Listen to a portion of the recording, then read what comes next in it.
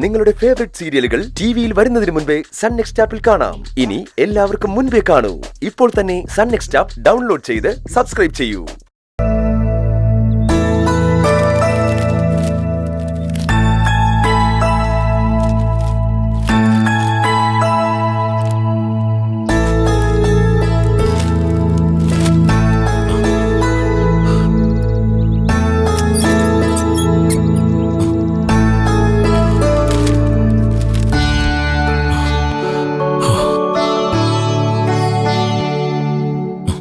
ഏട്ടാ, good morning. ഏട്ടാ, ഏട്ടൻ പിന്നെ ആ വിനയനെ കണ്ടിരുന്നോ? ഞങ്ങൾ പിന്നെ അവനെ കണ്ടിട്ടേ ഇല്ല. അവനിങ്ങോട്ട് വിളിക്കുമെന്ന് വിചാരിച്ചിട്ട് വിളിച്ചുമില്ല. അവൻ ഇങ്ങോട്ട് വിളിക്കുമോ സത്യ? അവനെ നമ്മൾ അങ്ങോട്ടല്ലേ വിളിക്കണ്ടേ? നീ അവനെ വിളിച്ചൊരു താങ്ക്സ് പറയേണ്ടതായിരുന്നു. എന്തിനേട്ടാ സത്യനുദ്ദേശിച്ചത്? അതല്ല എന്തിനേട്ടാ. പിന്നെ അന്ന് വിനയൻ സത്യന്റെ കയ്യിൽ നിന്ന് 1,00,000 രൂപ വാങ്ങിയിരുന്നല്ലോ. ആ പൈസ തിരിച്ചു വയ്ക്കുന്നതിനെ കുറിച്ചാ. വിനയനോട് പൈസ തിരിച്ചു വയ്ക്കാനോ? അതെങ്ങനെയാ സത്യ? അവൻ നമ്മളെ സഹായിച്ചതിന് നീ അത് പ്രതിഫലമായിട്ട് കൊടുത്തല്ലേ? അതങ്ങനെയല്ല ഏട്ടാ. അന്ന് അവൻ ആ ക്യാമറയിലെ ദൃശ്യങ്ങൾ എടുത്തോണ്ടിരിക്കുമ്പോഴാ അവന്റെ മാമൻ വിളിച്ച് ചീരുവിന്റെ സിസേറിന്റെ കാര്യം പറഞ്ഞത്. അവൻ സ്വർണം പണയം വെച്ച് പൈസ ഹോസ്പിറ്റലിൽ എത്തിച്ച ശേഷം ഞങ്ങളുടെ കൂടെ വരാമെന്ന് പറഞ്ഞപ്പോ കാര്യങ്ങൾ പെട്ടെന്ന് നടക്കാൻ വേണ്ടിയാ ഞാൻ ക്യാഷ് എടുത്ത് കൊടുത്തത്.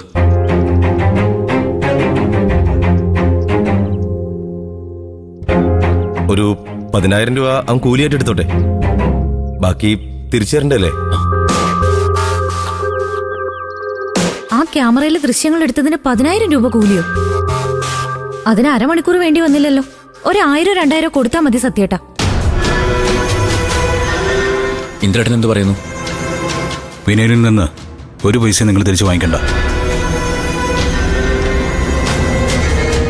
ആ 1,00,000 രൂപ സത്യന്റെ അക്കൗണ്ടിലേക്ക് ഇന്നോ നാളെയോ ഞാൻ ഇടാന്ന് വിചാരിച്ചിരിക്കുകയായിരുന്നു.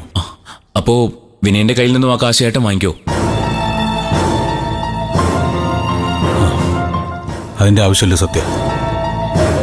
ആ സമയത്ത് അനുവിന്റെ നിരപരാധിത്വം തെളിയിക്കാൻ 1,00,000 അല്ല, ഇനി 10,00,000 ചോദിച്ചാലും വിനയന് ഞാൻ കൊടുക്കുമായിരുന്നു.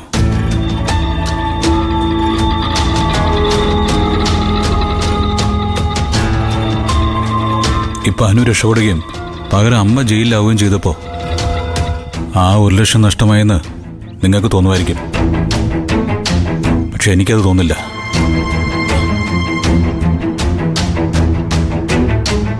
വിനയന് വീണ്ടും ഞാൻ 50,000 കൂടി കൊടുത്തിട്ടുണ്ട്. അവനോടുള്ള കടപ്പാട് എനിക്കൊരിക്കലും മറക്കാൻ കഴിയില്ല.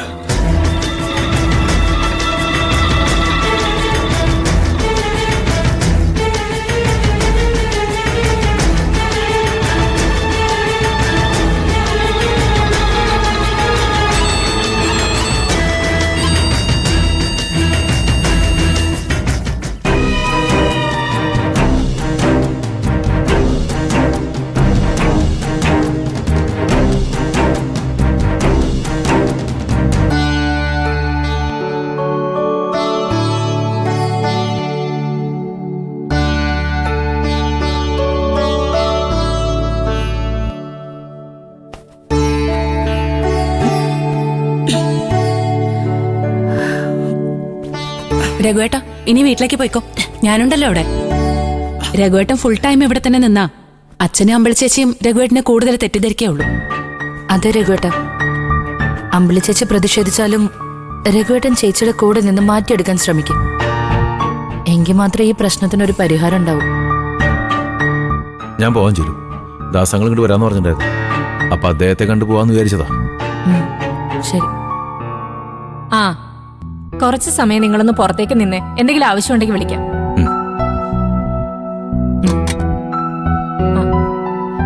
ആ ഡോറൊന്ന് അടച്ചേരെ. എങ്ങനെയുണ്ട് ഇപ്പൊ? വേദനയൊക്കെ കുറഞ്ഞില്ലേ? കുറവുണ്ട്. ദാസങ്ങള് ചീരുവിനെയും കുഞ്ഞിനെയും കാണാൻ വരുന്നതാണോ രഘുവേട്ട? അതോ ആമയോട് നിങ്ങൾ സംസാരിക്കാനോ? അറിയില്ലു. ഞാൻ ഹോസ്പിറ്റലിൽ ഉണ്ടോന്ന് അറിയാനാ വിളിച്ചത്. ഉണ്ടെന്ന് പറഞ്ഞപ്പോ അങ്കിൾ വരാന്ന് പറഞ്ഞു.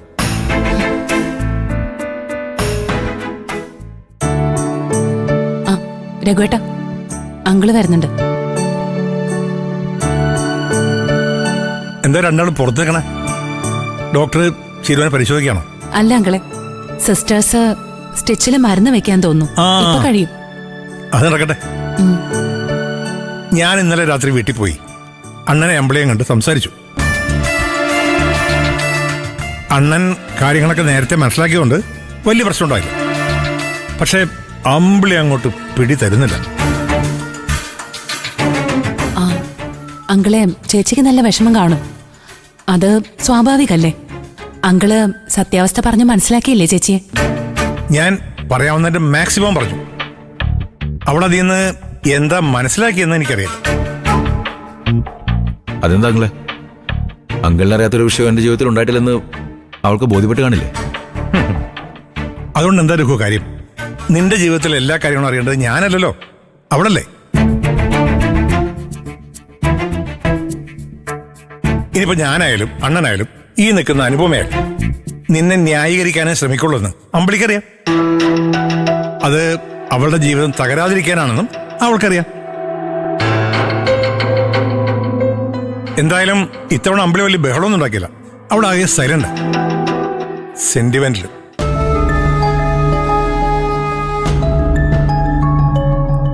അങ്കിളെ, ചേച്ചി പാവോ, പഞ്ചപാവോ. ചിലപ്പോ നമ്മളെയൊക്കെ അമ്പരിപ്പിച്ച് ഒറ്റയടിക്ക് ചേച്ചി രഘുവേട്ടനോട് ക്ഷമിച്ചെന്നു വരിക്കും. കാരണം രഘുവേട്ടനെ ഇല്ലാതെ ജീവിക്കാൻ ചേച്ചിക്ക് കഴിയില്ല.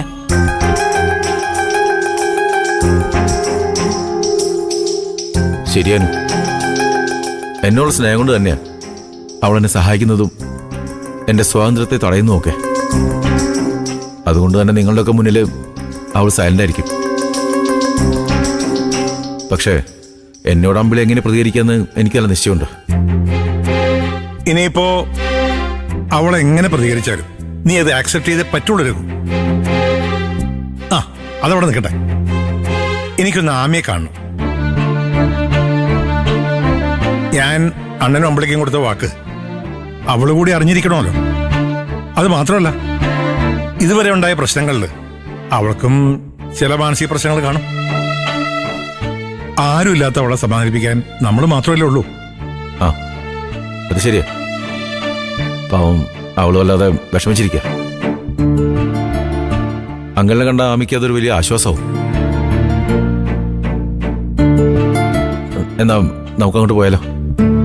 നീ വരണ്ട രഘു. ആമയെ കാണാൻ ഞാനും അനുവും കൂടി പോവാം. നമുക്കങ്ങോട്ട് പോയാലോ? അങ്കിളെ, ഞാൻ വരണോ? വരണം.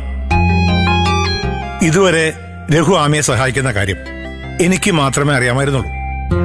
ഇനി അത് പോരാ. ആമയും കുഞ്ഞിനെ സഹായിക്കുന്ന ഉത്തരവാദിത്തത്തിൽ നിന്ന് രഘു പിന്മാറുകയും പകരം ആ ഉത്തരവാദിത്തം ഞാൻ ഏറ്റെടുക്കുന്ന കാര്യം അവളെ അറിയിക്കുമ്പോൾ മൂന്നാമതൊരാൾ കൂടി അത് അറിഞ്ഞിരിക്കണം. മോളെ, നീ ഇവിടെ നിൽക്കരുത്. വാ.